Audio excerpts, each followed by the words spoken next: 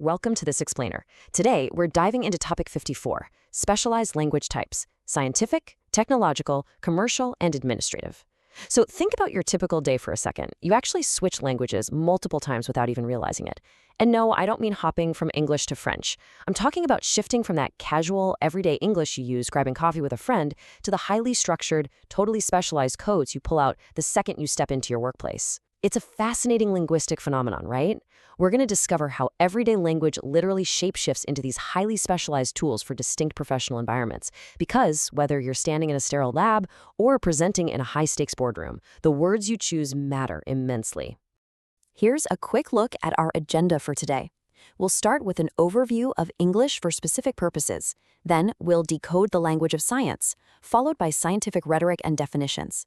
After that, we'll shift gears into the language of business, and finally wrap the whole thing up with mastering administrative communication. Let's get right to it.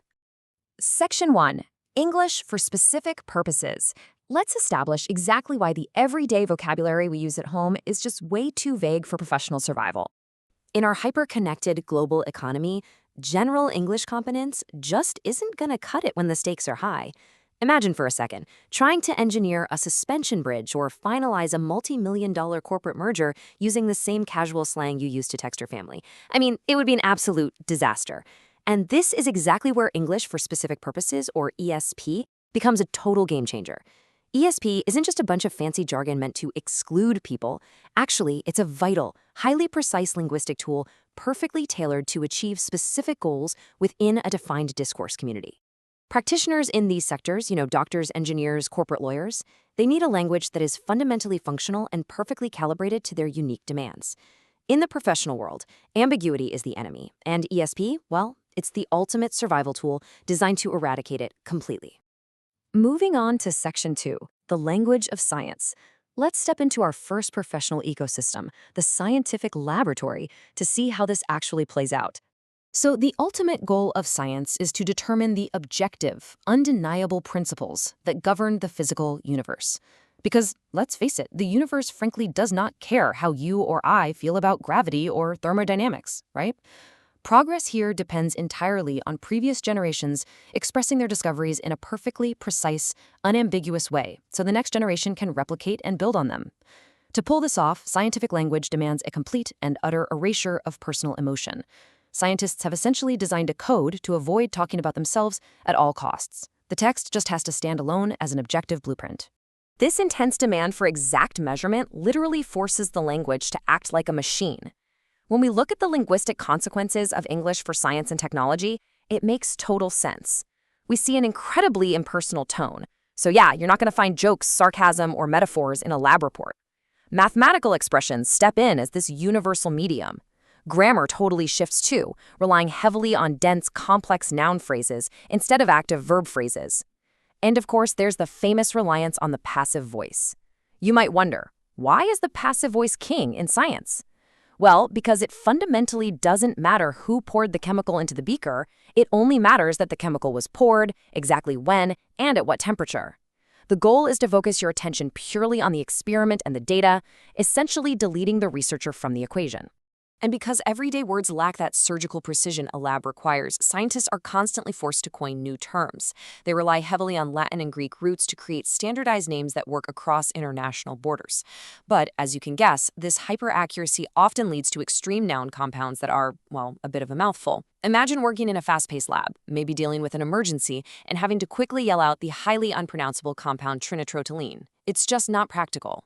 So the language brilliantly adapts for the sake of utility without ever losing its exact chemical meaning. This gives us the highly practical abbreviation we all recognize, TNT. Okay, Section 3, scientific rhetoric and definitions. To really understand this technical machinery, we have to look at how a writer organizes this information on the page. English for science and technology structures process descriptions with absolute rigidity. Whether a manual is giving instructions or an engineer is describing how a device functions, the language logically orders steps based on a strict, unbroken chain of cause and effect. Take a look at this standard engine ignition process. Step 1, the storage battery provides a 12-volt current. Step 2, that exact current is converted to a high voltage, 40,000 volts. Step 3, the distributor routes those successive bursts. And Step 4, electric sparks ignite the fuel-air mixture. Every single step is entirely dependent on the one right before it. There are no plot twists here, no narrative flair, and honestly, that lack of surprise is a beautiful thing, because in engineering and safety, predictability and pure, reliable knowledge transfer are exactly what keep the engine running smoothly. In scientific language, we can even mathematically dissect a definition. Look at this formula. Species equals genus plus differentia. If we want to define a bird scientifically, bird is the species. First, we assign it to its broader group, the genus, which is vertebrate. Then we add the differentia. These are the exact isolating qualities that separate a bird from every other vertebrate out there, like being warm-blooded, egg-laying, and having feathers and wings. It's pure linguistic math. It completely eliminates any trace of ambiguity. Think about how we categorize massive databases or write complex software code today. It all stems from this exact kind of rigid, strictly logical categorization. Which brings us to Section 4, the language of business. Leaving the cold objectivity of the laboratory behind, we are now pivoting sharply into the boardroom. As we step out of the lab and into commerce, we enter a totally different linguistic environment, what sources often call the era of red tape. Now, in the business world, despite the endless flood of digital tools we have, written communication still acts as the ultimate ambassador. A well-presented document or a perfectly pitched email is literally an advertisement for an organization's efficiency and professionalism. If the language of science is a cold, calculated machine, the language of business is a carefully dressed diplomat. And why do we need diplomacy? Well, because unlike science, which deals in universal facts, business deals with human egos, massive sums of money, and the absolute necessity of maintaining ongoing relationships. Business communication is this constant, high-wire, psychological balancing act, built on 4 foundational pillars. Efficiency ensures we respect everyone's time. Clarity ensures the terms of a deal are unambiguous. But it's courtesy and formality that really separate the boardroom from the laboratory. Think about a real-world scenario for a second. How do you write an email telling a major client that their new idea is, well, terrible, without losing their lucrative account? You have to consider exactly how your message will be received and what emotional response it might trigger. You use these 4 pillars to basically tell them no while smiling linguistically. You want to save time and be clear, for sure, but you absolutely must maintain a professional, friendly, and formal tone, no matter how difficult the content is. Finally, Section 5, Mastering Administrative Communication. Let's bring all these abstract concepts down to earth and look at the practical matters. Administrative language covers the high-stakes practical matters that govern our day-to-day lives. We're talking about mortgages, tax documents, credit disputes, and legal contracts.